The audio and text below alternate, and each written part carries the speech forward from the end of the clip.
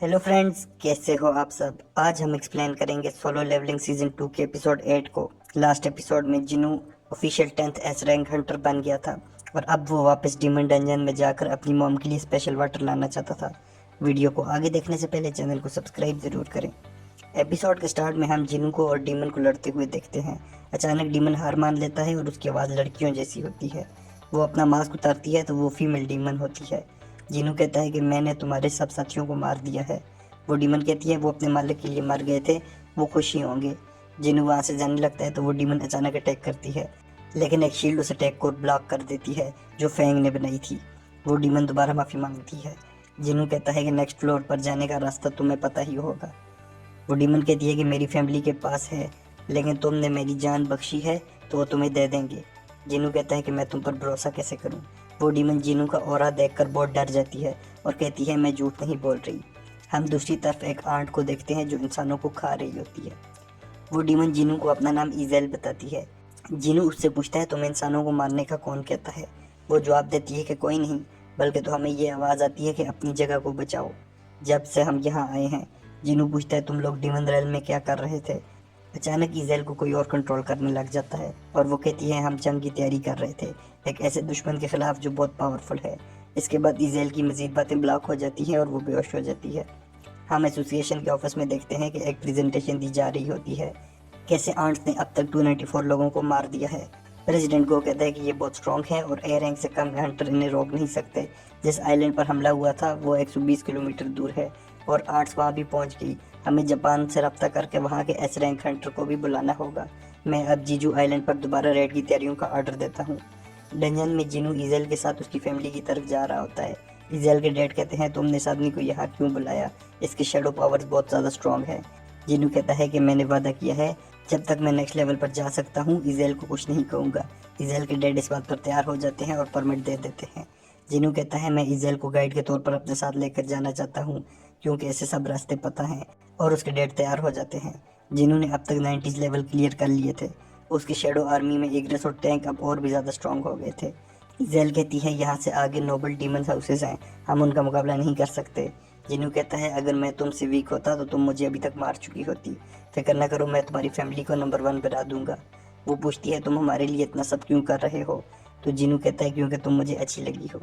जिनू बोलता है तुम वापस जाना चाहती हो तो जा सकती हो, तुमने मेरी काफ़ी मदद कर दी। लेकिन इजेल कहती है मैं तुम्हारे साथ ही जाना चाहती हूँ। अगले लेवल मुश्किल होते हैं, लेकिन जिनू इन सबको पूरा करते हुए आगे जा रहा होता है। इसके बाद हम जॉइन को हाइन से बात करते हुए देखते हैं। जॉइन कहता है हम दोनों जीजू आइलैंड पर जा रहे हैं और बैग भी हमारे साथ होगा, बाकी एस रैंक हंटर भी होंगे, हो सकता है जापान से भी हंटर्स आएँ। हमें उन आर्ट्स को हराना ही होगा। आज सब गिल्ड वाले मिल रहे हैं। जिनू 100 लेवल पर पहुंच जाता है। वहाँ ड्रैगन पर सवार सबसे बड़ा बॉस बेरन आता है। जिनू सोचता है कि ये काफ़ी पावरफुल लग रहा है। इजेल उसे देखकर तो डर से पागल हो जाती है। बेरन अपने डीमन समन करता है जो बहुत ज़्यादा होते हैं। जैसे ही वो जिनू की तरफ आते हैं तो जिनू अपने शेडोज को बाहर लाकर बैटल शुरू कर देता है। टैंक, इग्रेस और फैंक सब फुल पावर से लड़ना शुरू कर देते हैं। इजेल सोच रही होती है कि मैं किस साइड पर जाऊं। जिनू ने हमारी जगह पर हमला किया है। बैरन उस वक्त आसमान पर लाइटनिंग क्लाउड बनाता है और उससे शेडो को मारना शुरू कर देता है। इजेल भी लाइटनिंग में आने वाली होती है, लेकिन जिनू उसे बचा लेता है। जिनू कहता है कि बैरन से लड़ना होगा वरना मेरी एमपी ख़त्म हो जाएगी। जिनू छुप कर हमला करता है, लेकिन बैरन उसे रोक देता है और लाइटनिंग अटैक करता है, जिससे जिनू बहुत मुश्किल से भागता है। जिनू फैंग को बुलाता है और वो अपनी फायर से अटैक को रोकता है, और इसी के दरमियान में जिनू ड्रैगन का सर काट देता है और कहता है अब तुम नीचे आए हो, ऊपर देखकर मैं थक गया था। जापान से एस रैंक आ गए होते हैं और वहाँ का गिल्ड मास्टर गोटो प्रेसिडेंट गो से मिलता है। जापान में टोटल 11 एस रैंक होते हैं और एशिया में ये दूसरे सबसे ज़्यादा हैं। वहाँ आर्ट्स को डिस्कस किया जाता है। गोटो के साथ लड़की बताती है कि आर्ट्स जल्दी बड़ी हो जाती हैं, लेकिन उनकी उम्र 1 साल है। मतलब अगर क्वीन को मार भी दिया गया तो वो आर्ट्स 1 साल तक जिंदा रह सकती हैं। और दूसरा, आर्ट्स के पास मैजिक पावर भी बहुत ज़्यादा है। गोटो कहता है हमारे 11 में से 10 एस रैंक हंटर आएंगे, हम आर्ट्स से लड़ेंगे और कोरिया के हंटर क्वीन को कत्ल करेंगे। ये सबसे अच्छी प्लानिंग है।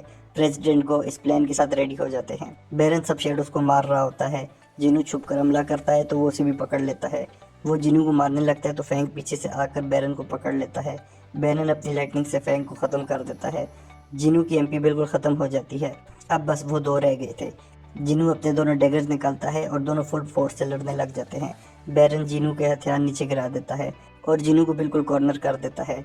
जिनू से उसकी स्ट्रेंथ कंट्रोल नहीं होती लेकिन बेरन के मारने से पहले इज़ेल उस पर अटैक कर देती है। इस अटैक से बेरन की तवज्जो जिनू से हट जाती है।